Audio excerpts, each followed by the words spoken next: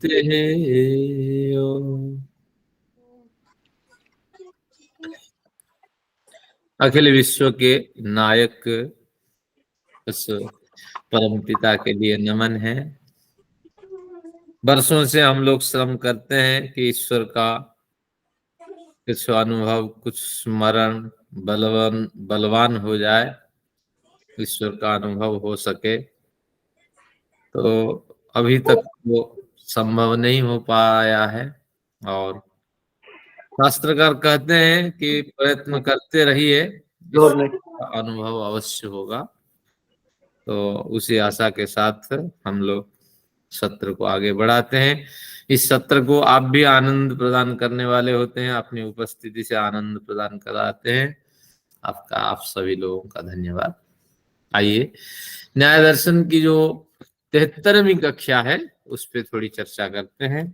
72वीं कक्षा की काव्य श्रृंखला टू द पॉइंट, जैसे जैसी काव्य श्रृंखला में अध्ययन हुआ था, बिल्कुल ऐसे ऐसे बिंदु हमारे सामने आए, और थोड़ा ही पूर्व प्रकरण को स्मरण करें तो नित्यता प्रकरण था कि आत्मा एक नित्य शक्ति है, यानी अविनाशी शक्ति है, चेतन शक्ति है, और इंद्रिय आदि अवयवों से पृथक है। इस तरह 15वें सूत्र से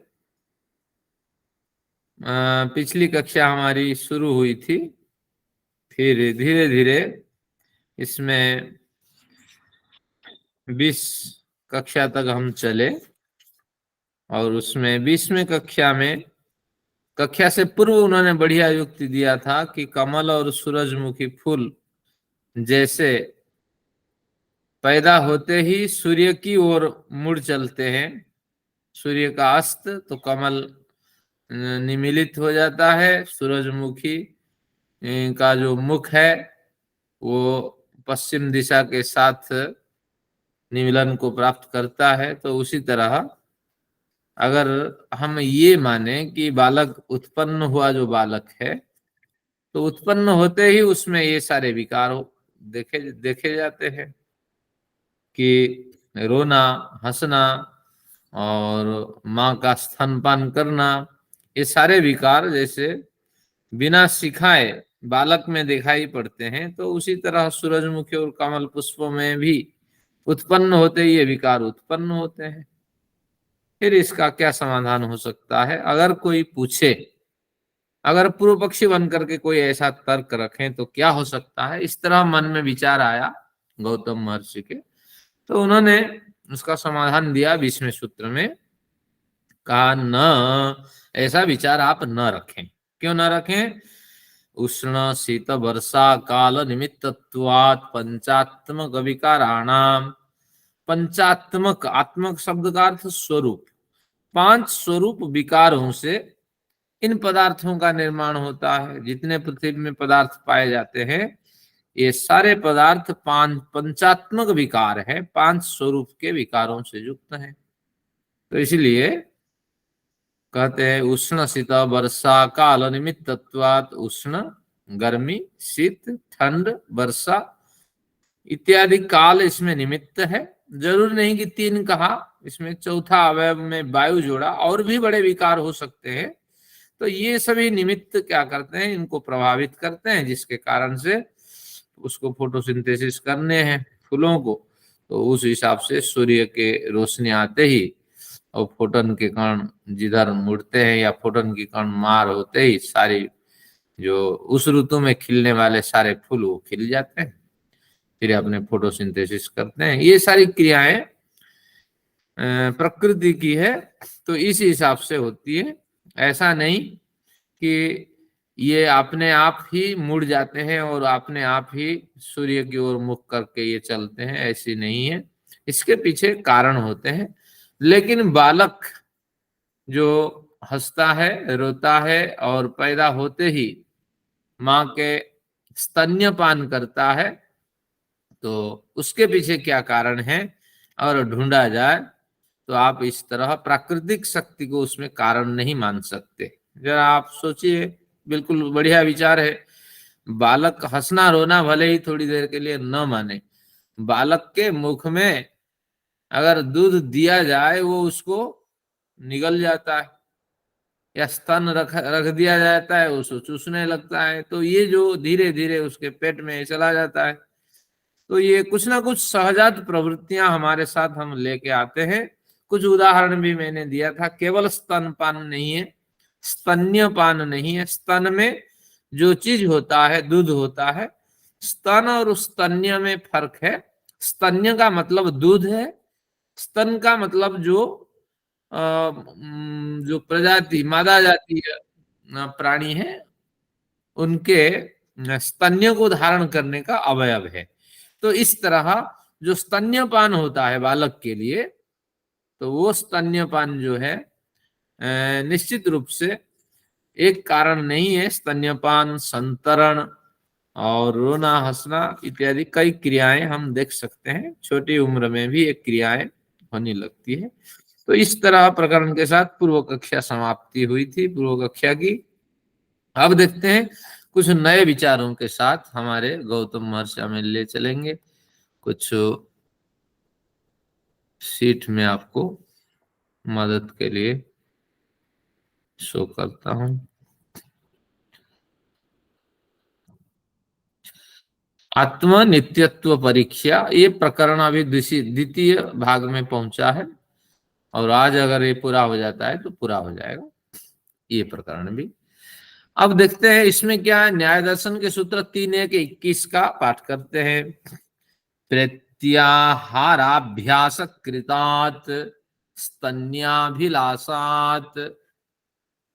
मैंने कहा था स्तन और स्तन्य, तो स्तन्य को यहां खोलते हैं।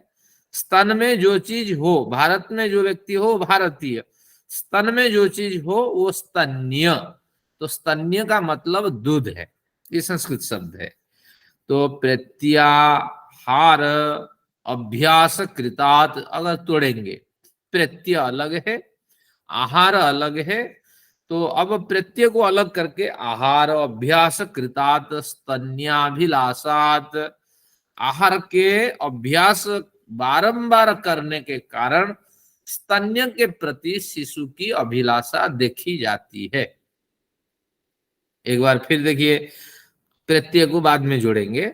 आहार अभ्यास कृतात्, आहार के बार बार अभ्यास करने के कारण स्तन्य के प्रति, दूध के प्रति, दुग्धपान के प्रति अभिलाषा बालक, नवजात बालक की देखी जाती है। अब यहाँ प्रश्न उठा, नवजात बालक तो आहार का अभ्यास किया ही नहीं, अभी तो पैदा हुआ है। अब ये कहा गया कि प्रत्यय, प्रत्यय शब्द कहता है प्रजमा इत्य, यानी प्रकृष्ट रूप से इस लोक से वह आत्मा जो अभी बालक के साथ आई है कई बार इस लोक से जा चुकी है। तो प्रत्यय यानी जा करके, यानी पूर्व शरीरों में ये आत्मा जन्म लेके फिर पलायन करके फिर जन्म लेके फिर नए शरीर में पहुंच करके, तो इस तरह प्रत्यय आहार अभ्यास कृतात्, जा करके पूर्व जन्मों के शरीर का को त्याग कर, प्रत्यय का इतना हुआ अर्थ, और नए शरीर में जाकर जो उसने अभ्यास किया है, यहां तक प्रत्यय का अर्थ की संगति में लगाएंगे। पूर्व जन्मों में शरीरों को त्याग कर नए शरीर में जाकर भोजन खाने पीने का जीवात्मा ने बारंबार जो अभ्यास किया था, हो गया। अब उन अभ्यासों से प्राप्त स्मृतियों के कारण फिर उनसे जो स्मृति बनी, तो पुनश्च पैदा होते ही वह दुग्ध पीने की इच्छा करता है। अतः जन्म जन्मांतरों के संस्कार को वहन करने वाली आत्मा नित्य है। इस तरह आपको समझना पड़ेगा कि मुंह में देते ही वो पेट में चला जाता है, और फिर ये धीरे धीरे मुंह में देते ही चूसने लगता है। कुछ क्रियाएं यूं ही देखी जाती है। तो निश्चित रूप से ये एक छोटा सा उदाहरण था, और संतरण का उदाहरण आप जानते हैं, ये एक जबरदस्त उदाहरण है। तो इस तरह और भी आप ढूंढ सकते हैं कि नवजात शिशुओं में और क्या क्या क्रियाएं देखी जाती है। तो पर आचार्य जी, हाँ जी, ये भी तो हो सकता है ना कि अब बच्चा है तो भूखा है, तो भूखा है तो कुछ तो करेगा ही ना, वो जरूर थोड़ी पिछले संस्कार आए हैं इसीलिए वो दुग्ध पान कर रहा है। अब भूख लगी आपके हुई है उसको, तो आपके भूख प्रश्न लगी में है। ही उत्तर छिपा है। आपने जब कह दिया भूखा है, तो ये निश्चित रूप से भूख के कारण बच्चा रो रहा है। तो जो भूख प्यास बच्चा ले के साथ में आता है, भूख प्यास का उसका अनुभव होता है, जिसके कारण से वो रोता है, उत्तर यही मिल गया। तो निश्चित रूप से भूख प्यास होने पर ही इस तरह रोना होगा, और भूख प्यास का अनुभव उसके होने लगता पैदा होते ही। तो ये जो सारी क्रियाएं हैं, इस तरह बड़ी क्रियाएं आप ढूंढ सकते हैं, कहीं ना कहीं तो इशारा करती है। पैदा होते ही बच्चा रोता है, पैदा होते ही वो भूखा हो गया, भूख प्यास उसको सताने लगते हैं। तो निश्चित रूप से रोने का प्रमुख कारण यही है, भूख। और बाकी तो कई बीमारियां होती है, वो अलग कारण है। तो वो ये जो अनुभव है कि इससे निवृत्ति के लिए मुझे रोना है, तो ये जो सारी संभावनाएं आकर के दिखती है, यही बताती है कि निश्चित रूप से कहीं ना कहीं पूर्व जन्म का संस्कार इस तरह है। जब जब दुख आए तब तब हम रोएं, आंखों से आंसू भी आते हैं, नवजात बच्चे की आंखों से ये सारी क्रियाएं तत्काल होने लगती है। तो ये कुछ इस तरह हमने पढ़ा अभी। तो क्या कहते हैं गौतम महर्षि, प्रत्यय यानी पूर्व जन्मों के शरीरों को त्याग कर नए नए जन्मों में बार बार भोजन खान पान आदि, रोना धोना, हंसना, ये सारे जो स्मरण है, बालक को कष्ट होने पर रोना कैसे याद आ जाता है, याद आ जाती है। तो ये कुछ इस तरह विचारणीय विषय है, और भी कुछ कर सकता था। तो इस तरह कुछ विचार उन्होंने रखा। तो ये इसके पीछे कारण है पूर्वा आहार अभ्यास कृता स्तन्याभिलाषा। तो ये तो बालक की बात हुई। आप देखिए, नवजात जो गाय के बछड़े हैं, वो तो माँ के स्तन में मुंह लगाता है। मैंने तो देखा है, हमारे घर में भी गाय थी, तो पैदा होते ही वो बिल्कुल उसको ये कराने की जरूरत नहीं है, और माँ उसको चाट लेती है, और हम लोग उसको छूते नहीं है, कहीं कुछ हो जाए। वो तो डॉक्टर करता था, और बस वो तैयार होते ही चाट पोछ करके उसको तैयार कर देती है, और तुरंत बच्चा खड़े होकर के दूध पीने लगता है। तो ये कुछ इस तरह आपको देखना होगा अन्य प्राणियों के संदर्भ में। चलिए, गौतम महर्षि का धन्यवाद, उन्होंने कुछ विचार दिया है, हमारे विचारणीय बिंदु कुछ मिले हैं। आगे देखते हैं 23 नंबर पे, 21 के 22 नंबर में पूर्व पक्षी ने कुछ विचार रखा, सिद्धांत ने अपना तर्क दे दिया था। तो पूर्व पक्षी ने इस तर्क पे क्या विचार दिया, अयसो अयस्कांताभिगमनवत् तदुपसर्पणम्, अयसो अयस्कांताभिगमनवत् तदुपसर्पणम्। पूर्व पक्षी ने विचार रखा, अयसह लोहे का, अयस लोहे का, लोहे को कहते हैं। तो अयसह लोहे का क्या है, अयस्कांत, अयस्कांत अभिगमनवत, लोहा अयस्कांत की ओर भागता है।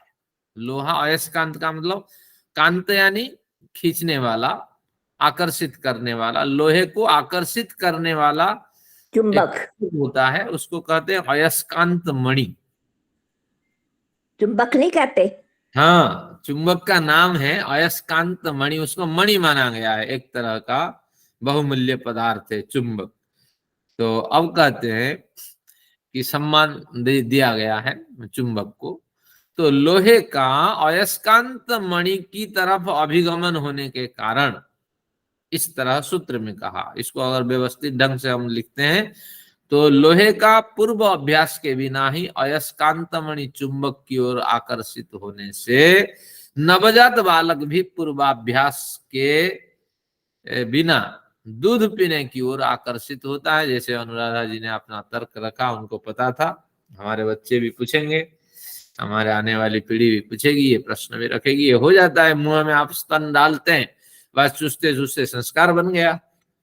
जब संस्कार बन गया तो बस धीरे धीरे वही संस्कार वहीं से स्मृतियों को उत्पन्न करने लगा।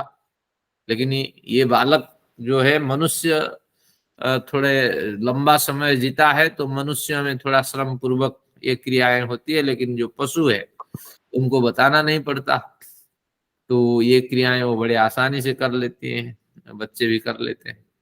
तो इसलिए ये सार्वजनिक प्राणियों को लक्ष्य करके, समवेत प्राणियों को लक्ष्य करके ये सूत्र दिया गया था।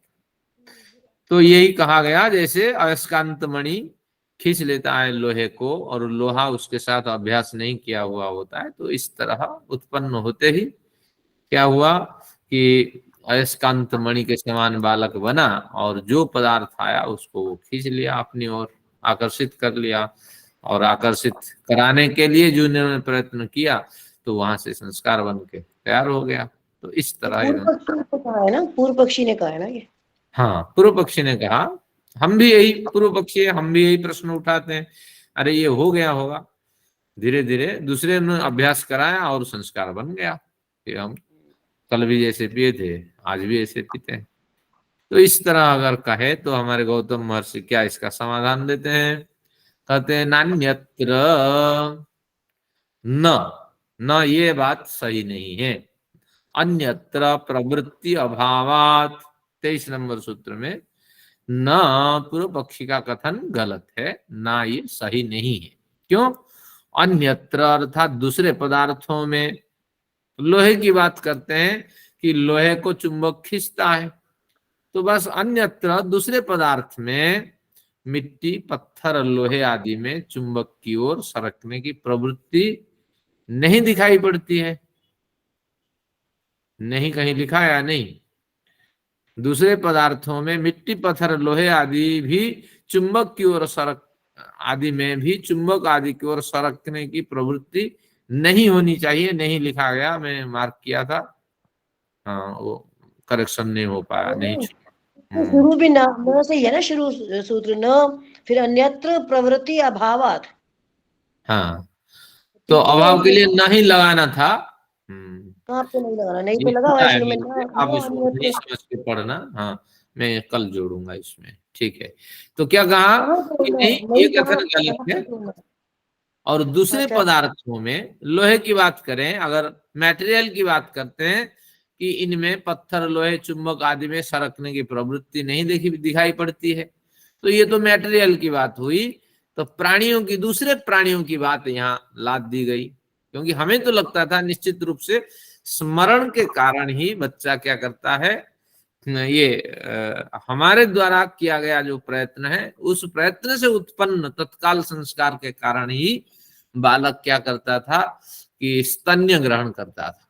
लेकिन यहाँ क्या कहता है कि अगर चुंबक लोहे को खींचता है, तो उसी तरह अगर इनमें ये भावना होती तो प्रकृति के बहुत से पदार्थ हैं, मिट्टी पत्थर लोहे, इनको भी चुंबक खींच लेता। तो इसके पीछे कोई ना कोई वजह अवश्य है। तो इसी तरह हम मटेरियल को छोड़ करके लगाते हैं प्राणियों में। मनुष्य के बारे में हम कह सकते हैं कि मनुष्य के बच्चे को प्रयत्न पूर्वक दूध पिलाया जाता है, लेकिन गाय आदि जो हैं इनके बच्चा बिल्कुल पोंछ करके चट करके वो तैयार होते ही बच्चा आहार ढूंढने लगता है और रोता भी नहीं है, बड़े होशियारी के साथ वो अपना व्यवहार करने लगता, घास भी वो माँ के साथ चुगता है। हाँ, तो इस तरह कई क्रियाएं होती है, सारी क्रियाएं माँ नहीं बताती है, और साथ में मैथुन आदि क्रिया में कोई नहीं बताता है उसको।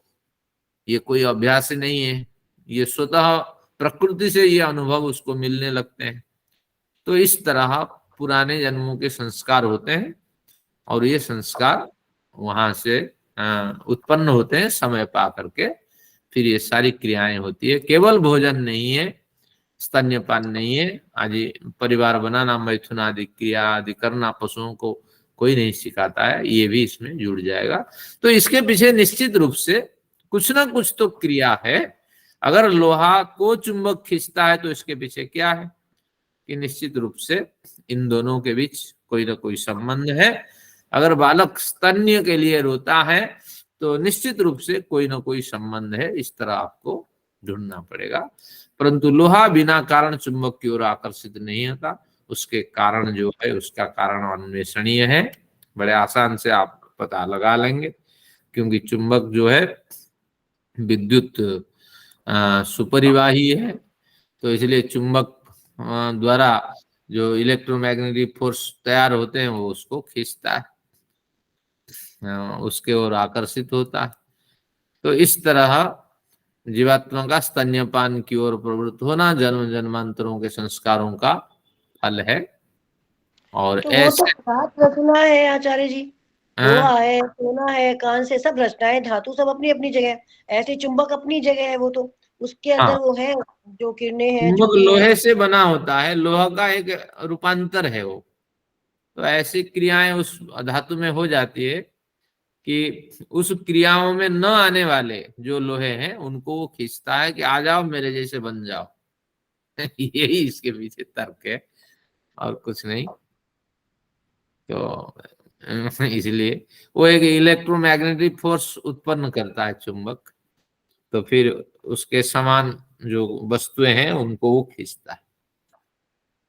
चलिए, तो इस तरह बालक में भी हमें जन्मांतरों की कल्पना करनी पड़ेगी। प्राणियों में, प्राणियों के उत्पन्न नवजात प्राणियों में भी जन्मांतरों की कल्पना करनी पड़ेगी। इस तरह हमने अध्ययन किया। 24 नंबर सूत्र, इस पे और विचार किया जा सकता है, क्योंकि ये जो दर्शन आदि ग्रंथ होते हैं ये मुक्ति के ग्रंथ होते हैं और इनकी बड़ी प्रसिद्धि है, और ये बड़े काम क्रोध आदि विकारों से परे रहने वाले साधकों के द्वारा लिखा गया है। ये असत्य नहीं है, उस पे और तर्क और विचार और अध्ययन की आवश्यकता है, जो हमारे बीच नहीं है इसको स्पष्ट कर सुनने के लिए। इसमें 24 देश में आप न कहाँ पर जोड़ेंगे? इसमें तो जैसे मैं ये पढ़ रही हूँ सूत्र मेरे पास जो है, उसमें तो न से ही शुरू हो रहा है, न अन्यत्र।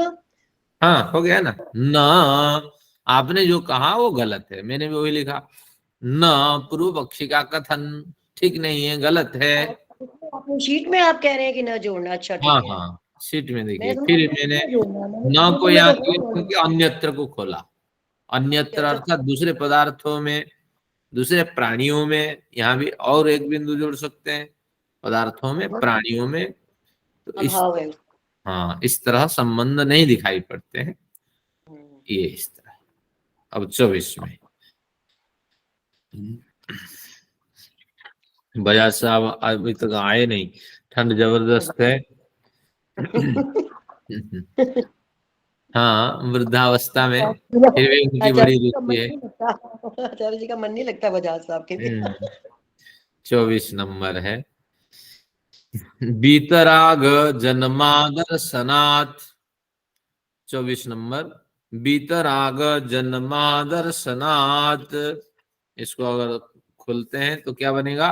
बीतराग जन्म अदर्शनात्, बीतराग का जन्म न देखे जाने से।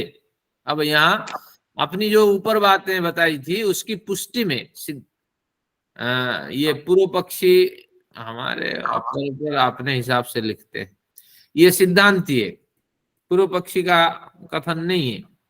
उन्होंने सोचा एक सिद्धांती एक पूर्व पक्षी, एक सिद्धांती एक पूर्व पक्षी, उन्होंने अपने दिमाग लगाया इसको। चलिए, तो ये सिद्धांति का पक्ष है। सिद्धांति ने अपने जो पूर्व में तर्क दिया था उसकी पुष्टि के लिए ये सूत्र फिर दिया। क्या दिया? देखिए, बीतर आग जन्म अदर्शनात्, बीत गया है, अतीत हो गया है, नष्ट हो गया है राग। राग यानी आसक्ति, फलाने चीज खाऊं, फलाने चीज खाऊं, मुझे बहुत चाहिए, मुझे अधिक चाहिए, मुझे स्पेशल चाहिए। रजाई ओढ़नी है तो मेरी वाली रजाई अलग रखिए, अब मेरी वाली सबसे बढ़िया होनी चाहिए। तो इस तरह की जो भावना है, तो इसको कहते हैं आसक्ति।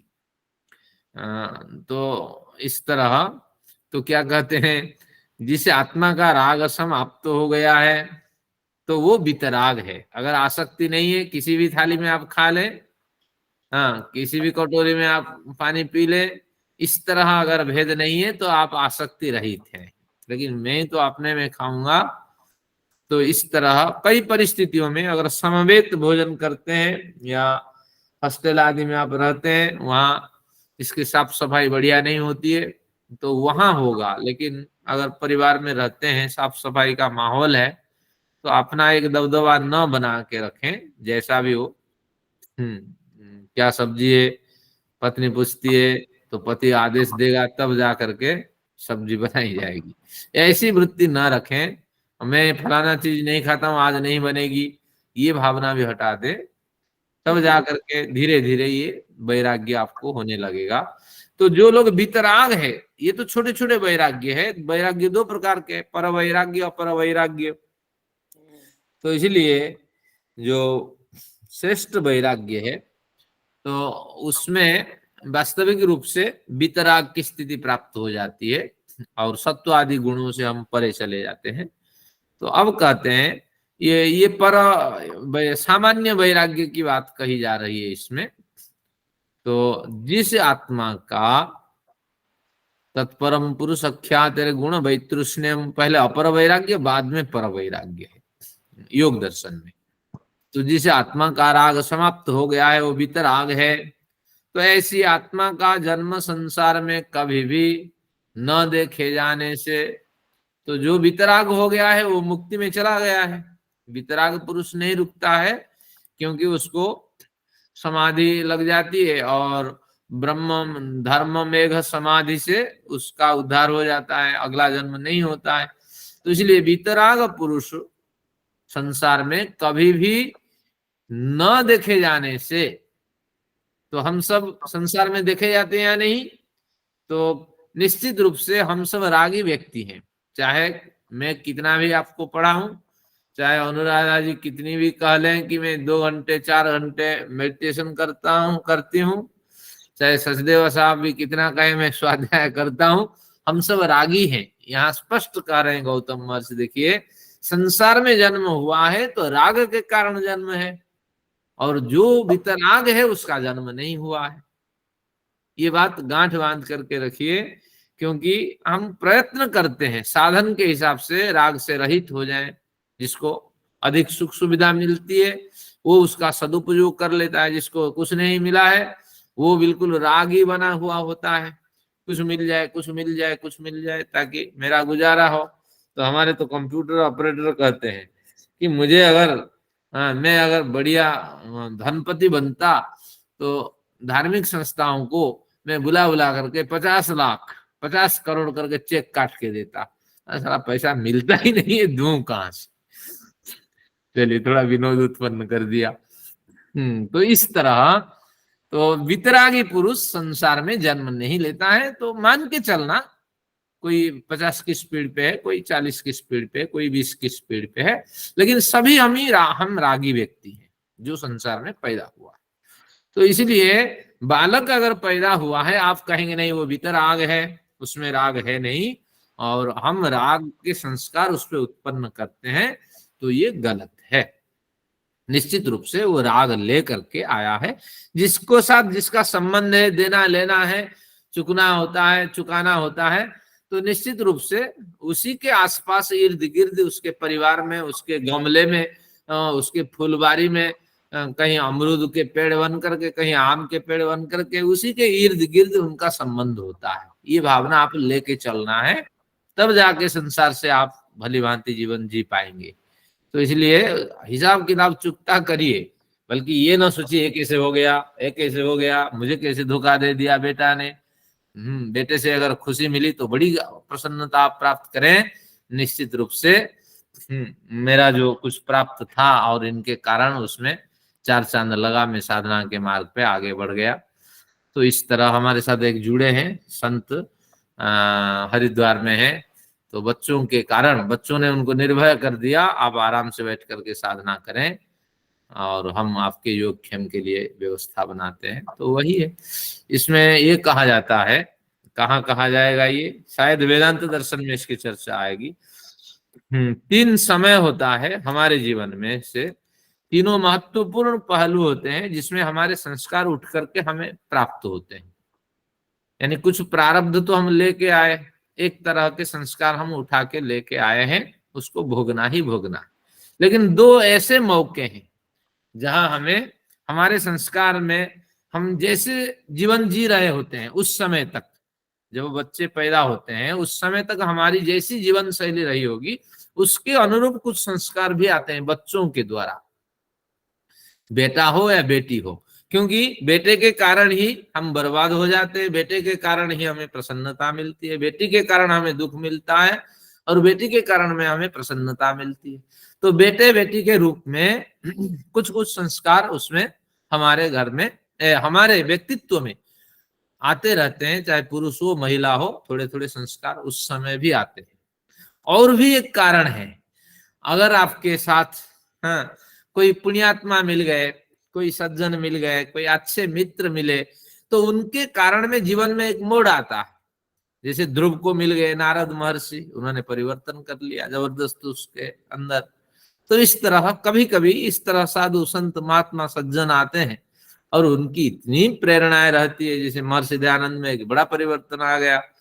तो उन प्रेरणाओं के कारण भी थोड़े थोड़े संस्कार उठ करके चले आते हैं। आचार्य जी, दर्शन में भी इसकी कुछ चर्चा है व्यास भाष्य में।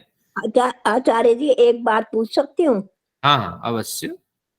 अब मैं उदाहरण देना चाहती हूँ कि मैं विधवा हूँ और मेरे बच्चे नहीं है, मेरा मकान था, कमाई है, सब आखिर जमा होती रही है, तो क्या वो मैंने इस भाई का कर्जा देना था? इस भाई के घर में आके रह रही हूँ, चलिए 4 भाई और भी हैं, किसी ने ऑफर नहीं करी मुझे रहने की, इसके पास रह रही हूँ और सब कुछ इसी को दे रही हूँ।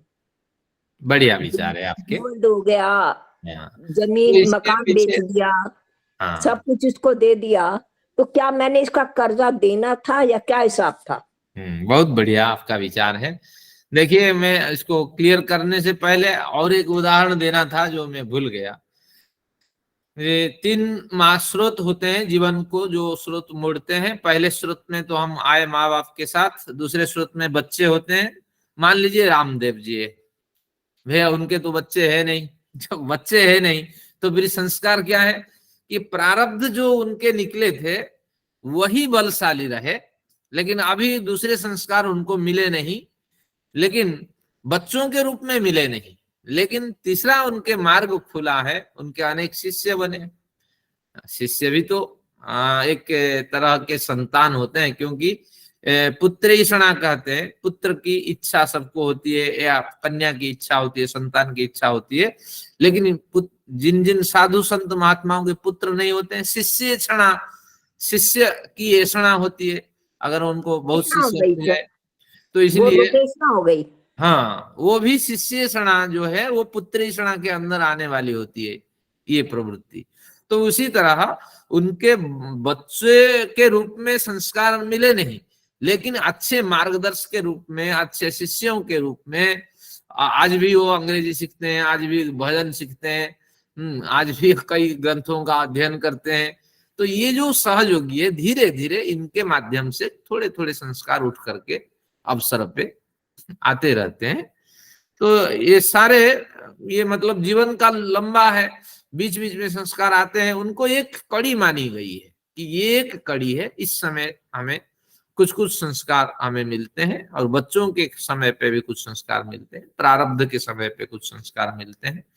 तो ये कुछ इस तरह। अब माता जी के संदर्भ में देखा जाए, निश्चित रूप से माता जी का बढ़िया प्रारब्ध मिला है माता जी को, और बच्चों के रूप में माता जी को कुछ नहीं मिल पाया।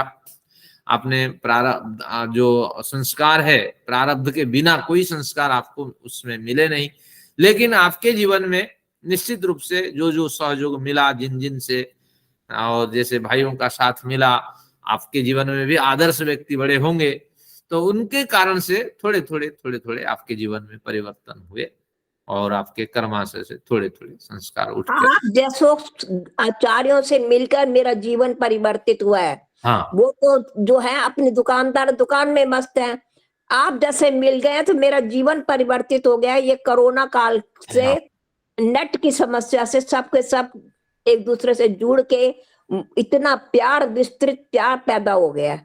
बिल्कुल। अगर जीवन में परिवर्तन हो जाता है तो उसको हम मानते हैं कि कुछ ना कुछ संस्कार मुझे मिले। अगर सामान्य जीवन चल रहा होता है तो उसमें हमें पुराने संस्कार नहीं मिले, ये माना जाता है। निश्चित रूप से आपको देन लेन था भाइयों के साथ, और आपको भी प्यार लुटाना था, और वो पिछले जन्म में कुछ बचा हुआ था, इस जन्म में आपने उसको चुकता करने का विचार आपने बनाया और हो रहा है। तो यही संबंध है। लेकिन हम नहीं कह सकते हम लगा रहे हैं या चुकता कर रहे हैं। लेकिन अगर सकारात्मक दृष्टि से जीना है तो शास्त्र यही कहता है कि बस लेन देन होता है तभी हम आते हैं, जुड़ते हैं। तो आप चुकता कर रहे हैं, इस भावना से जिए तो आपको बड़ा लाभ मिलेगा। चलिए अब सूत्र देखते हैं इसको। बीतराग जन्म अदर्शनात्, जो बीतराग पुरुष होते हैं, बैरागी व्यक्ति होते हैं, उनका जन्म नहीं देखा जाता है। तो ऐसी आत्माओं का जन्म नहीं देखा जाता है। तो अतः वह बद्धात्मा हो, अनुसयी आत्मा हो या मुक्तात्मा हो, तो आत्माओं का तीन स्तर है, इसको याद रखिए। बद्धात्मा हम सब है, अपने शरीर में हमारी एक आत्मा बंधी हुई है। आत्मा चाहती हुई भी शरीर को छोड़ के नहीं जा सकती, क्योंकि उसके पास अल्पज्य होने से सामर्थ्य नहीं है। शरीर को छोड़ दे तो जाए कहाँ, ये समस्या है नहीं आंख, है नहीं कान, है नहीं चलने के लिए पैर, कहाँ जाए। तो ये इसलिए इसका नाम बद्धात्मा है। अनुसयी आत्मा शरीर छोड़ने के बाद एक पैकेट ऑफ एनर्जी बनती है और ईश्वरीय व्यवस्था के पीछे पीछे चलती है। तो इसलिए अनुसयी, सही का मतलब सो करके मतलब अचेतन हो करके, अनु यानी पीछे पीछे, ईश्वरीय व्यवस्था के पीछे पीछे अचेतन हो करके चलने वाली आत्मा। हमारी आत्मा जब शरीर छोड़ देती है अनुसयी की संज्ञा प्राप्त करती है। और ये भी बद्धात्मा भी नित्य है, अनुसयी आत्मा भी नित्य है, और मुक्त आत्मा संपूर्ण संसार का जो बंधन है उन्होंने उसको तोड़ दिया है, बंधनों से मुक्त हो गया है। अब जन्म नहीं लेना है, और कब लेना है, और उसकी अवधि गिनती के बाहर है, बड़े लंबे समय तक इसको मुक्त हो जाना है। इसलिए इसका नाम मुक्तात्मा। जैसे कहते ना पक्की नौकरी पक्की थोड़ी है। ज्यादा से ज्यादा अनुराधा मैडम आपने 40 साल सेवा दी होगी ना, 40 साल के बाद तो खदेड़ दिया गया होगा आपको। 44।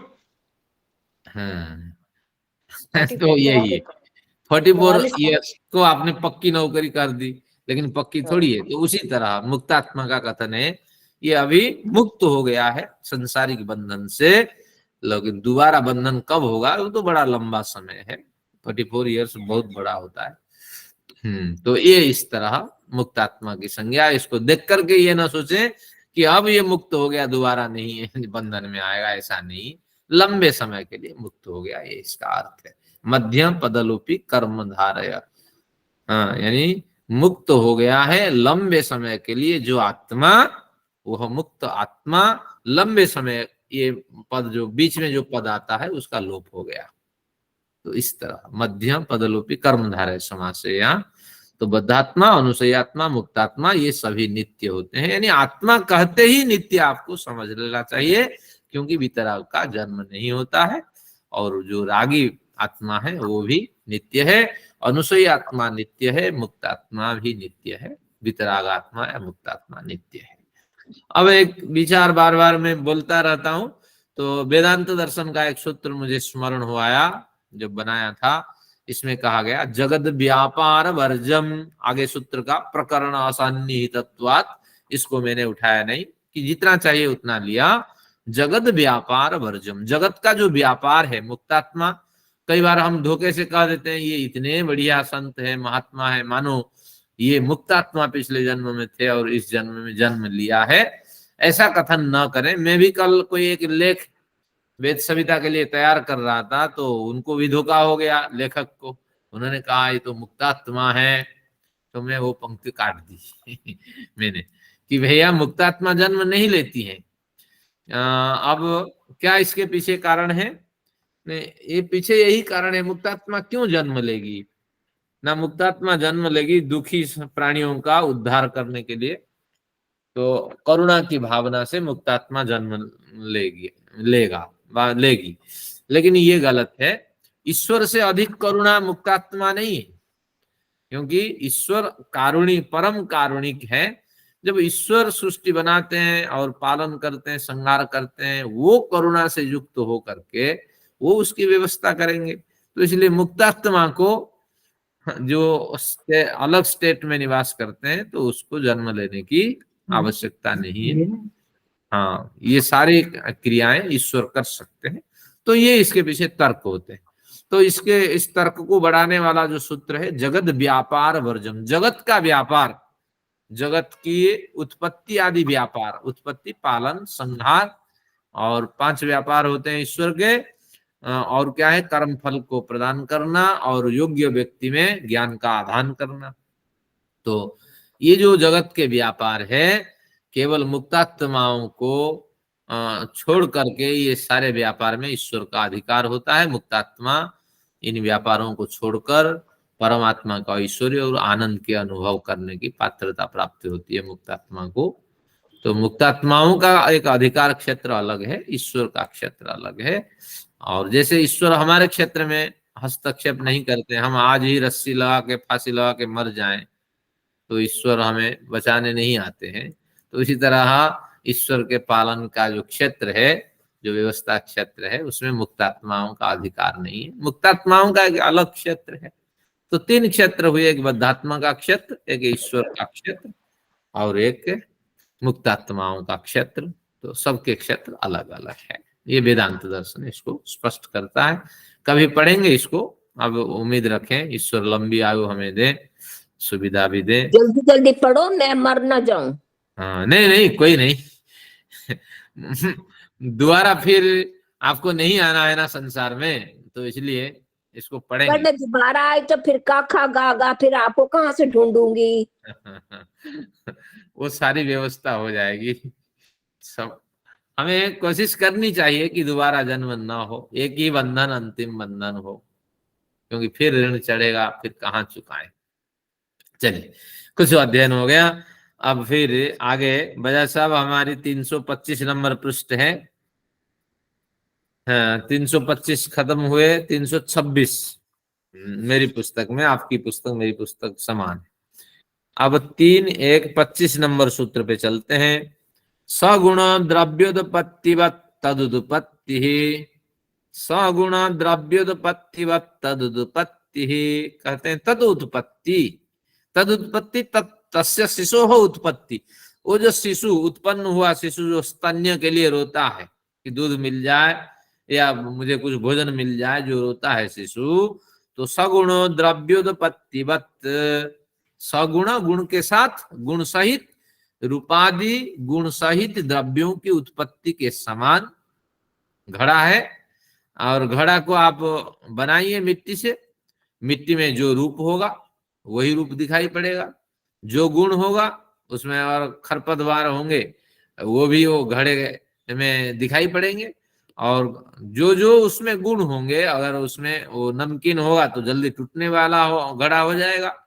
तो इस तरह जैसी मिट्टी होगी तो मिट्टी के अनुरूप रूप, लाल मिट्टी में कई बार घड़े बनते हैं और कई बार रंग भी डाला जाता है। तो इस तरह कई सफेद घड़े भी होते हैं। आपने सफेद तिलक देखा? वो साउथ इंडिया में मिलते हैं। मैंने आश्चर्य हुआ कि सफेद घड़ा एक देखा, वो सफेद मिट्टी से बनाया गया था, जैसे तिलक बनता है। वो भी एक जगह है, वहां सफेद मिट्टी मिलती है। साउथ इंडिया में ये प्रचलन है। एक रामानुज संप्रदाय है, तो वो लोग तिलक लगाते हैं लंबे से, और गौड़ीय जो है वो तो किसी मिट्टी से लगा देंगे, लेकिन रामानुज संप्रदाय वाले सफेद मिट्टी से लगाते हैं। तो इस तरह सफेद घड़ा मैंने भी देखा, बड़ा आश्चर्य हुआ। तो रूपादि गुण सहित द्रव्यों की उत्पत्ति के समान राग, इच्छा, चेष्टा आदि के साथ शिशु की उत्पत्ति मानी जाए। कहा कि शिशु अगर हाथ हिलाता है तो निश्चित रूप से, जैसे घड़ा में सफेद गुण है, हमने सफेद गुण थोड़ी डाला था घड़े में, घड़े में लालपन है हमने थोड़ी डाला था। तो मिट्टी, जिस मिट्टी से बना उसी मिट्टी से बना। तो अब इस हिसाब से जन्म होते ही ये संसार के गुण हैं, प्रकृति के स्वरूप है, हाथ हिलाना इत्यादि, या माँ बाप के प्राप्त कुछ संस्कार है। इस तरह आप कितना भी मान लें, रूपादि गुण सहित द्रव्यों की उत्पत्ति के समान जो राग है, आसक्ति है दूध पीने की, जो इच्छा है, हाँ, और जो चेष्टा हाथ पैर आदि हिलाना है शिशु के इस तरह, ये एक प्राकृतिक है, स्वतः है, स्वाभाविक है। इस तरह अगर कहें तो आत्मा की हम अनित्यता सिद्ध कर लेंगे, क्योंकि घड़े में भी कुछ ना कुछ रूप होता है, ये कुछ गुण होते ही है, कोई जल्दी टूटते हैं, कोई मजबूती के साथ टूटता है। तो इसलिए जैसे घड़े में ये व्यवस्था देखी जाती है, शिशु में भी एक इस तरह एक नेचुरल, एक स्वाभाविक गुण है और स्वाभाविक क्रियाएं हैं। इस तरह माने तो आप क्या इसका समाधान देंगे? हम अनित्य मानेंगे। इस तरह तर्क रख करके पूर्व पक्ष ने विचार रखा। अब सिद्धांति ने क्या विचार रखा 3.1.26 में, ये देखते हैं। 26 नंबर पृष्ठ बजा साहब, 26 नंबर सूत्र। न, ऐसा आप नहीं कह सकते। क्यों नहीं? यह कथन भी पूर्व पक्षी का गलत है। ये न का अर्थ है संकल्प ही निमित्त बनकर प्राणी समुदाय को राग आदि में प्रवृत्त कराता है। संकल्प ही निमित्त बनाकर प्राणी समुदाय को राग आदि में प्रवृत्त कराता है। हमने पिछले जन्म में कुछ संकल्प लिए थे। बजाज साहब तो आ गए हैं, खुशी की बात है। बजाज साहब कहते हैं कि जब मार पड़ती है ना, मैं खाट के नीचे घुसा हुआ रहता था। तो बजाज साहब संकल्प लेते थे, मैं अगले जन्म में मैं खाट के नीचे घुसा रहूंगा। अब कोई ढूंढ नहीं पाता था। बजाज साहब बड़े बढ़िया ट्रिक। फिर एक दिन पकड़े गए, ये खाट के नीचे घुसता है। तो फिर जब जब बजाज साहब को ढूंढा जाए तो खाट के नीचे निकाल के पिटाई हो। तो फिर उन्होंने जगह बदली। तो इस तरह हम लोग यात्रा। आचार्य जी मुझे एक बात है, जैसे बजाज साहब आए ना, आपके चेहरे पे भी बहुत ज्यादा खुशी आ जाती है। मैं ये देख रही हूँ, मतलब हाँ, आपको ये बोलने एकदम के लेन की स्थिति है बजाज साहब और हमारे बीच में। बड़े ही इनका अंतरंग हम लोग यात्रा करते हैं साथ में। बजाज साहब अपनी कहानी सुनाते हैं तो बढ़िया। बजाज साहब भी जगह ये बदल। सुभाष बजाज साहब तो नहीं है? हाँ हाँ है, अच्छा, निश्चित। यही मुस्कुरा रहे हैं बार बार बैठे बैठे। हाँ बिल्कुल। तो तो हमारी नमस्ते बजाज साहब। हाँ बिल्कुल। तो अब देखते हैं, हमने कुछ संकल्प लिया है पिछले जन्म में, और वो संकल्प क्या है जिसके कारण से ये जन्म मिला है। देखते हैं इसको शास्त्रों के माध्यम से, कुछ भाष्यकारों के माध्यम से खोलते हैं क्या क्या हमने संकल्प लिया है। देखिए, पहला तो हमारे पास एक स्वाभाविक गुण होता है, मैंने इसको खोला भी, सुखकारी, जो हमें सुख लगे, जो हमें प्रिय लगे, और सुख भी लगे और प्रिय लगे। सुख से हमारा मन प्रसन्न हो जाए, प्रिय लगने से थोड़ी मित्रता बन जाए, प्रसन्नता अधिक हो जाए, और हमारे लिए हितकारक हो, उसी वस्तु को हम ग्रहण करते हैं। ये जीवात्मा का स्वाभाविक गुण है। हमेशा ही वो अपना कल्याण चाहता है जीवात्मा।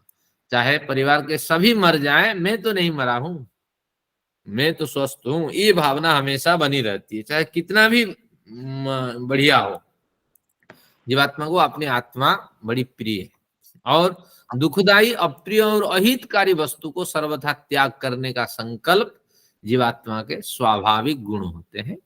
तो ये तो हमारे स्वाभाविक गुण हुए। लेकिन अविद्या के कारण, केवल अपनी समझ से, अविद्या हम पे हावी है, हम कुछ नहीं जानते हैं, न हमने जानने का प्रयत्न किया, लेकिन अपनी एक समझ बनी, और वेदादि शास्त्र और सदाचार की समझ से इष्ट वस्तुओं को अपने लिए अधिकाधिक प्राप्त करने का हमने संकल्प बनाया।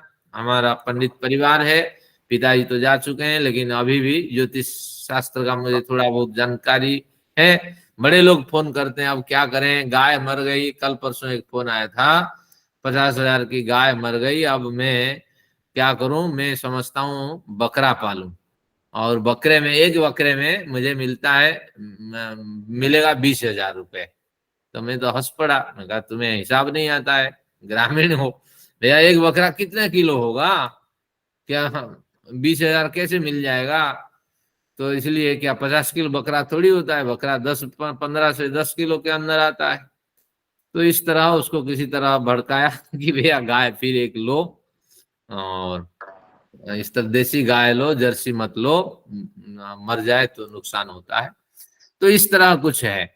तो अविद्या हम पे हावी है, ग्रामीण है, वो समझता है निश्चित रूप से अपनी समझ से मैं बकरा पालूं तो बहुत बढ़िया पैसा मैं कमा लूंगा उससे।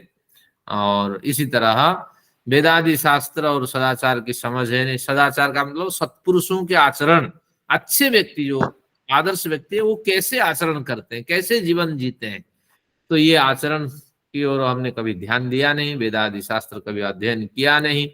तो इन वस्तुओं के अभाव से, इनके अभाव से हमारी एक अलग समझ बनी, और इष्ट वस्तुओं को अपने लिए अधिकाधिक प्राप्त करने का हम संकल्प करते हैं, और अपनी समझ से अनिष्ट वस्तुओं को त्याग करने का विचार बनाते हैं। वे जो हम पे हावी है उसको हटा दो, उड़ा दो, कौन दिखता है, मार करके गड्ढे खोद करके डाल दो रात में, कौन दिखता है। बड़ी बड़ी व्यवस्थाएं बनी हुई है, हजारों इस तरह जीवन जीते हैं, आपको कब मारेंगे कब गाड़ेंगे पता ही नहीं चलेगा। तो इस तरह की स्थितियां होती है। तो अब कहते हैं कि ऐसी स्थितियों से गुजरने वाला जो व्यक्ति होता है, तो उसके सामने क्या होता है कि अधिकाधिक भोगों को प्राप्त करने का संकल्प बना रहता है। और क्या होता है, उसके सामने अधिकाधिक जो अनिष्ट के साधन दिखाई पड़ते हैं, चाहे बाप भी हो माँ भी हो, उसको उड़ा दो, हटा दो। तो ऐसे संकल्प वो लेते हैं, ये हट जाए तो निश्चित रूप से मेरा जो संसारिक सुख भोग अधिकाधिक हो जाएगा। तो इस तरह के संकल्प हमारे अंदर होते हैं, और इस संकल्प के कारण हम क्या करते हैं कि अगले जन्म के लिए गड्ढा खोद के रखते हैं और फिर आके उसमें गिरते हैं। तो इसका प्रमाण देखिए, हमारा छांदोग्य उपनिषद, ये सामवेद का उपनिषद है, वो कहा क्रतुमय पुरुषो, पुरुषो संधि हटेगा तो पुरुष हो जाएगा। क्रतुमय, क्रतु शब्द के दो अर्थ है। क्रतु का मतलब बुद्धि है, क्रतु का मतलब कर्म है। जो पुरुष है, पुरुष यानी मनुष्य है, पुरुष प्रधान समाज है, इसलिए स्त्री शब्द का उल्लेख नहीं हुआ, तो इसको आप समझ लेना, पुरुष प्रधान समाज का एक कथन है। तो क्रतुमय पुरुष, जो मनुष्य है वो बुद्धि से युक्त है और कर्म से युक्त है। तो जैसी बुद्धि होगी, जैसा कर्म करेगा, फल उसको ऐसे मिलेगा। तो इसलिए बुद्धि अगर पवित्र है और कर्म अगर पवित्र है तो बढ़िया जन्म मिलेगा। हम सब धन्यवाद के पात्र हैं, अभी हमारे पास अवसर है, थोड़ा सोच पाते हैं, इन ग्रंथों को पढ़ पाते हैं, और बहुतों के पास बड़ा अवसर रहा इन ग्रंथों का, उन्होंने भाष्य भी किया, व्याख्यान भी किया, वो हमसे बड़े आगे हैं। भले ही हम कामी पुरुष है, रागी पुरुष हैं, क्योंकि बिना राग के जन्म नहीं होता है, लेकिन कुछ तो हमारी गति है, 10-20% हम आगे बढ़ चुके हैं मुक्ति की ओर। तो इसलिए क्रतुमय पुरुष यथा क्रतु रस्मिन लोके, संधि को तोड़ेंगे, यथा क्रतु अस्मिन लोके भवति, वह पुरुष इस लोक में जैसे जैसे कर्म करता जाता है और जैसी जैसी बुद्धि उसकी बनती जाती है। क्रतु शब्द के दो अर्थ, बुद्धि और कर्म, तो उस हिसाब से तथेतः प्रत्यय, प्रत्यय यानी मर करके इस लोक से जब प्रयाण करके जाएगा, फिर तथा इतः प्रत्यय तथा भवति, ये तथा फिर रिपीट हो जाएगा, फिर इस लोक में दोबारा आएगा, क्योंकि अभी उसके जो क्रतु है अभी समाप्त नहीं हुए हैं, बुद्धि में अभी भी बड़े विचार हैं कि इन काम को हमें करना चाहिए, और अभी उसके कर्म भी अधूरे हैं कि ये काम भी मुझे सीखना था, ये काम भी सीखना था, मुझे संस्कृत सीखनी थी, मुझे क्या पढ़ना था, वेदांत दर्शन पढ़ना था, मुझे संगीत सीखना था। तो इस तरह हमारी कुछ कामनाएं भी रह जाती हैं, और बुद्धि तो अगर मलिन हुई है तो उस हिसाब से हम मलिन ही है। व्यापारी क्या करता है, बड़ा दान करता है, लेकिन माँ के कसम खा करके दुकान में सुबह से शाम तक बैठा रहता है, 10:30 तक आजकल दुकान में बैठते हैं लोग। तो निश्चित रूप से कैसे बुद्धि भ्रष्ट हुई है आप देख लेना, आवश्यकता नहीं है लेकिन बैठना ही है। तो अब ये इस तरह, अब एक बार फिर देखिए, जैसी बुद्धि होगी जैसा कर्म होगा, और उस हिसाब से अगर व्यक्ति इस लोक में जिएगा तो वही संकल्प बनेगा अगले जन्म का, और अगले जन्म उसके आधार पे तय होता है। देखिए, पुरुष इस लोक में जिस जिस तरह बुद्धि, जिस जिस तरह कर्म से युक्त होता है, यहां से मृत्यु प्राप्त कर उन वासना पूर्ण भोगों को भोगने के लिए फिर इस लोक में लौटता है। और कुछ कुछ हमारी स्थिति भी इसी तरह है, लेकिन हमारे पास शास्त्र रूपी चक्षु है, इससे बच सकते हैं। कैसे बचेंगे? अतः वैराग्य पूर्वक अब अपूर्ण बनी हुई वासनाओं को निम्नलिखित विधि से हमें आज से समाप्त कर देना चाहिए। कुछ विधियां हैं, शास्त्र योग दर्शन बताता है, उन विधियों से अगर गुजरेंगे तो जैसी तो हमारी बुद्धि बनी हुई है, अभी तो बुद्धि हमारी खुली है, और जैसा कर्म बना हुआ है, अभी तो कर्म में थोड़ा बहुत हम सुधार कर रहे हैं, लेकिन कुछ तर्क है जो शुरू से प्रयत्नशील है, वो अपने को सुधार लेते हैं। अभी भी हम कुछ सुधार सकते हैं। देखिए क्या इसमें कहता है, ये सूत्र है योग दर्शन का, दृष्टानुश्रविक विषय वितृष्णस्य वशीकार संज्ञा वैराग्यम। बहुत से भोगों को हमने देखा है यानी अनुभव किया है, चक करके बहुत से रसों को हमने ग्रहण किया, क्या पनीर है, क्या पकोड़े है, और क्या क्या है, क्या कढ़ी है, और क्या साउथ इंडियन है, क्या चाइनीज है, ये सब बहुत से विषयों को हमने देख लिया। और फिर क्या है, अनुश्रविक। अनुश्रविक मतलब दृष्ट और अनुश्रविक। अनुश्रविक मतलब सुने हुए अनुभव न किए हुए। बहुत से विषय हमने अनुभव भी नहीं किया, इसको देखा ही नहीं है, और कई बार तो हमारी घृणा की दृष्टि होती है, हम उसको ग्रहण नहीं करते हैं। तो इसलिए जैसे मैंने शराब नहीं पी, हाँ, ये जो फास्ट फूड जंक फूड उसका ग्रहण नहीं किया, बच्चे मैगी बनाते हैं, मैं उसको नहीं खाता हूँ, कुछ मैंने आपने उदाहरण दे दिया, आप देख लेना। तो इसलिए जो अनुभव में आ चुके हैं भोग, और अनुश्रविक यानी जो अनुभव में अभी आए नहीं है, देखे हुए सुने हुए, क्या मतलब, देखे हुए का अनुभव किए हुए, सुने हुए का जो अनुभव में अभी आए नहीं हुए। अगर वहां जाते हैं अमेरिका में तो बढ़िया सुख सुविधा है, कनाडा में क्या है कि उसमें फिक्स्ड है सैलरी, भैया सेवक को इतना मिलना ही मिलना है, तो निश्चित रूप से वहां गाय चराएगा, भेड़ चराएगा, कुत्ता घुमाएगा, भैया तनख्वाह यहाँ सेवक के लिए जो तय है वो मिलता ही नहीं है। यहाँ सरकार भी कुछ तय करता है और देने वाला भी उतना नहीं देता है, तो इसलिए हमें कनाडा जाके वहां निवास करना चाहिए। तो दृष्टानुश्रविक, जो जो हमने भोग लिया और जो नहीं भोगा, तो इन विषयों के प्रति एक वितृष्णा की भावना आप लाइए। क्यों, कैसे वितृष्णा की भावना, अब इसको पढ़ते हैं। देखे हुए अनुभव किए हुए जो विषय वासना जन्य भोग है, जो भोग लिए सो तो भोग लिए, जान लिए उसके बारे में, परंतु जो नहीं सुने हुए, जैसे साधु संत शादी नहीं करते हैं, काम की कुंठा से वो जीते हैं, लेकिन उनके पास ये वैराग्य होता है, जो तो भोग लिए, लेकिन जो स्त्री सुख आदि हमने नहीं भोगे, तो क्या हुआ, परंतु जो सुने हुए हैं यानी अब तक भोग नहीं पाए, वे भोग ऐसे ही होंगे जो भोगे हुए भोगों के बराबर होंगे। इसलिए और क्या होंगे, सांसारिक दुखों सुखों को देने वाले होंगे, कोई बड़े सुख नहीं देंगे। भले ही मैं दूध पी रहा हूं, लेकिन दूध से बनी रसमलाई अच्छी लगती है, लेकिन बस है तो दूध के विकार, और थोड़े इससे अधिक सुख देने वाले होंगे, लेकिन होंगे ही सांसारिक भोग, इससे बड़ा कोई भोग नहीं होगा। तो अतः हमें वो सुख नहीं चाहिए, क्योंकि सांसारिक भोगों से हमें ऊपर उठने की वृत्ति बनानी चाहिए, ये भोग हमें नहीं चाहिए। तो इस तरह दृढ़ बनाइए, जितने भोग आपने भोग लिए, जो नहीं भोगे वो भी सांसारिक भोग है, और थोड़ा बहुत ऊपर नीचे के भोग हो सकते हैं, लेकिन उससे हमारा कल्याण नहीं होने वाला है। अतः हमें जाकर के कनाडा में कुत्ता नहीं चराना है, या किसी क्लर्क का काम नहीं करना है, तो उनसे जुड़ी इन वासनाओं का चिंतन अब से हमें नहीं करना चाहिए। ये योग दर्शन कहता है। कोशिश करो भोगों को भोगने की। तेना त्यक्ते माँ भुंजीता तो कहता है, भुंजीता मना थोड़ी करता है कि भोग को भोगो, लेकिन जितने भोग लिए, जितने जान लिए, बाकी जो नहीं भोगे उनसे आसक्तियां हटाओ। कि ये है ही सांसारिक भोग, हमने बढ़िया म्यूजिक नहीं सीख पाया तो क्या हो गया, है ही तो सांसारिक भोग, और म्यूजिक सीखता तो क्या हो जाता, खुद ही में गा करके दूसरों को सुनाता, मेरी कलाकारी में देखा था। और तो कुछ नहीं होता, लेकिन मैं उस ध्यान में अपने को केंद्रित ही नहीं कर पाता, क्योंकि गाने वाला हमेशा दूसरे को सुनाता है, गाने के जो महत्व है उसके ओर जाता ही नहीं है।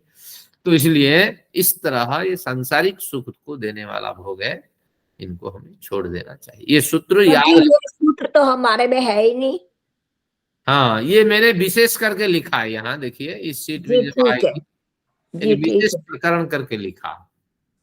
तो इसलिए ये सूत्र, इस विषय को खोलने के लिए मैं भी कुछ अपने विचार इसमें, विचार शास्त्रीय विचार देता हूँ।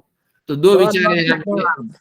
क्रतुमय पुरुष का विचार दिया, हमारा जन्म का कारण क्या है और इस कारण को कैसे हटाएंगे, ये सूत्र तो याद करके रखना है और बिल्कुल पूरा मस्तिष्क खाली कर देना कि जिन भोगों को हमने नहीं भोगा कोई बात नहीं है, हाँ, इनको हमें भूल जाना चाहिए। तो इस तरह अब प्रश्न उठा, भाष्य में भी कुछ भाष्यकार ने विचार दिया है, इसको देखते हैं।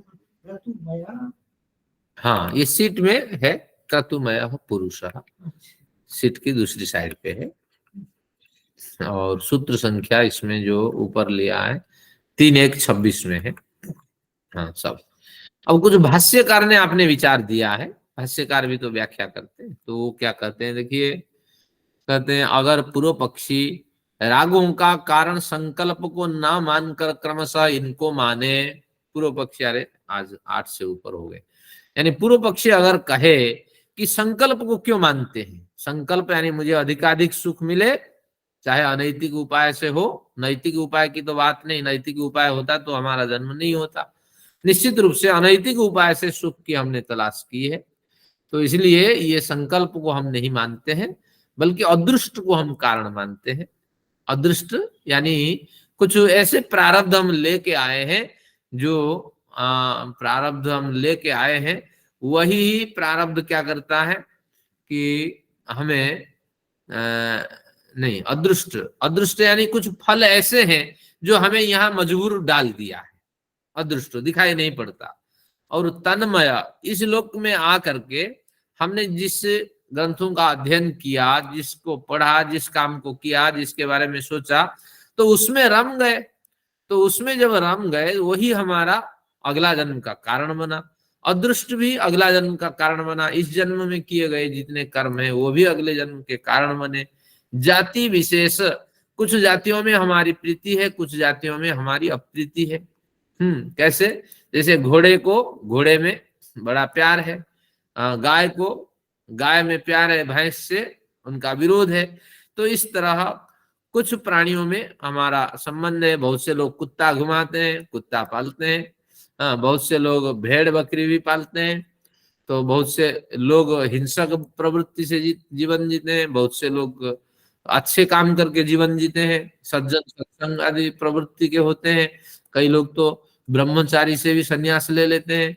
तो अब वो कहते हैं इन सबको हम कारण मानते हैं, जाति विशेष को कारण मानते हैं। तो 3 कारण है, अदृष्ट, कुछ अच्छे बुरे फल है वो नहीं दिखाई पड़ते हैं, वही कारण होते हैं अगले जन्म के। तन्मय को हम अगले जन्म के कारण मानते हैं, और विशेष जाति में जो प्रीति है, विशेष कर्म में जो प्रीति है, विशेष बुद्धि में जो हमारी प्रवृत्ति है, तो उसको हम कारण मानते हैं अगले जन्म से। दूसरा क्या है, अदृष्ट, विशेष जाति में प्रीति, और बीच वाला क्या बोला है आपने? तन्मय, तन्मय यानी तन्मय। हाँ, जो कर्म और जो बुद्धि से युक्त होकर के हमने कार्य किया तो उसमें रमते रहना, तन्मय। जैसे संस्कृत वाला व्यक्ति होगा तो उसकी सारी शब्दावली संस्कृतमय होगी, और इकोनॉमिक्स का व्यक्ति होगा तो उसकी सारी शब्दावली इकोनॉमिक्स से युक्त होगा। हाँ, और तो इस तरह जो जिस फील्ड का होगा उसी में वो डूबा रहेगा, तो उसी की शब्दावली निकलेगी। हाँ, यहाँ अगर शेयर मार्केट में हमारे चौधरी साहब जुड़े हैं, हाँ, तो क्या उनकी शब्दावली होगी, ये सपोर्ट है, ये रेजिस्टेंस है, यहाँ ट्रेंडिंग मार्केट है, तो ये शब्दावली होगी। तो यही सब जो हमारा कर्म है, जो बुद्धि है, ये तन्मयता को उत्पन्न करती है, यही तन्मयता ही अगले जन्म में हमारा कारण है। इन्हें भाष्यकार अपने विचार देते हैं, इसमें सूत्रकार कुछ नहीं करते। अदृष्ट, अदृष्ट भी, तन्मय भी और जाति विशेष भी, ये सारे संकल्प के अंदर आ जाते हैं। क्योंकि सिद्धांति का है ना ये विचार। हाँ, सिद्धांति के विचार को इन्होंने पूर्व पक्ष बन करके उसी भाष्य के अंदर उन्होंने खोला। किसने? बादशाहन ने। अगर कोई कहे कि ये तीन को कारण मानते हैं और संकल्प को कारण नहीं मानते, तो आप क्या उत्तर देंगे? कहते हैं ये सभी आयाम पूर्व जन्म को पूर्व जन्म के स्वीकार के बिना ग्रहण नहीं किए जा सकते हैं, क्योंकि अदृष्ट तो तब काम करेगा ना। अदृष्ट के कारण आज सुख आप भोग रहे हैं, तो पूर्व जन्म में आपने निश्चित रूप से अदृष्ट को भोगा होगा, अदृष्ट को उत्पन्न किया होगा। इस जन्म का अदृष्ट अगले जन्म में पाएंगे। तन्मयता का भी वही कारण है, पूर्व जन्म में आपने जिन जिन क्षेत्रों में कार्य किया उन क्षेत्रों में आपका प्रवेश हुआ। तो जाति विशेष भी इसमें कारण होते हैं। जिस जाति में आपका संबंध था, जिस जाति से हम आए हुए हैं, तो उस जाति की बड़ी प्रवृत्तियां देखी जाती है। कैसे खीरा आप जैसे गाय बकरी खाते हैं, ऐसे मस मस करके खीरा चबा जाते हैं बहुत से लोग। पानी खड़े खड़े ऊंट जैसे पानी पीता है ऐसे पी जाते हैं। तो ये सारी प्रवृत्तियां जो है तो कहीं ना कहीं एक विशेष जाति से संबंध रखती है। तो इस तरह ये पूर्व जन्म को आपको मानना पड़ेगा। अब इस तरह उन्होंने कहा, इसको अगर माने तो कहते हैं ये सारे आयाम पूर्व जन्म स्वीकार के बिना ग्रहण नहीं किए जा सकते हैं। अतः संकल्प के अंदर ये सभी विधाएं आ जाते हैं। संकल्प का मतलब ही यही है, पूर्व जन्म के जो अनुभव है, अभ्यास है, वही संकल्प है। तो बस इसलिए पूर्व जन्म कृत संकल्प को नवजात शिशु को दुग्ध पीने की इच्छा होने के प्रसंग में कारण मानना चाहिए। नवजात शिशु अगर दूध पी रहा है तो पूर्व जन्म में उनका जो संकल्प था, राग के प्रति आसक्ति था, फलाने परिवार में जाना है, फलाना कार्य करना है। फलाने परिवार में तो नहीं, फलाने कार्य करना है। परिवार तो आपका कर्म तय करता है। तो इसलिए जो आसक्तियां थी उसका संयोग ईश्वर ने बना के वहां भेज दिया होता है। तो इस तरह इसको कारण मानना चाहिए। तो इस तरह ये प्रकरण पूरा हुआ। प्रकरण क्या था एक बार? आत्मा की नित्यता के लिए जा रहा है ना सारा ये सभी कुछ। हाँ, तो तात्पर्य ये हुआ आत्मा नित्य है, क्योंकि अदृष्ट नित्य आत्मा में विद्यमान है और नित्यता से वो संस्कार और सब कुछ चलते जा रहे हैं वो। हाँ, जाति विशेष नित्य आत्मा में, संकल्प नित्य आत्मा में। तो आज बढ़िया प्रकरण रहा। हमें क्रतुमय अच्छा काम करना चाहिए, अच्छी बुद्धि समझ को बढ़ाते रहना चाहिए और कुछ विषयों को छोड़ देना चाहिए। जो भोग लिया, जो नहीं भोग पाया कोई बात नहीं। बेटा तुम अमेरिका में रहो, मुझे जाने की जरूरत नहीं है। तो बस मुझे स्वदेश भुवन त्रयम, अपने घर में अपने देश में मुझे 3 भुवन के सुख अनुभव करने की वृत्ति यही उत्पन्न करनी है। तो इस तरह कुछ विचारों का हमने अध्ययन किया। मेरे पास मैं नोट करती रहती हूँ क्लास नंबर, तो मेरे पास ये 72 नंबर आ रहा है, जबकि आपने क्लास का नंबर 73 बताया है। मैं चेक करती हूँ पिछला अपना सारा, क्योंकि मेरे पास 72 नंबर आ रहा है आज की क्लास का। एक सीट हमने डाली नहीं थी, वो ये सीट थी ना हस्तलिखित, वो तैयार हो गई है। नहीं, पर मैं सीट से नहीं, मैं तो क्लास नंबर से लिखती जाती हूँ ना हर बार। तो इस बार क्लास नंबर 72। हाँ जी, हाँ जी, नमस्ते। एक सवाल है, अनुमति है? हाँ, अवश्य विचार रखें। तो ऐसा करते हैं 15 मिनट हो गए हैं, एक मर्यादा है हमारी, तो शांति पाठ कर लेते हैं, फिर बात करते हैं। कई लोगों को इसमें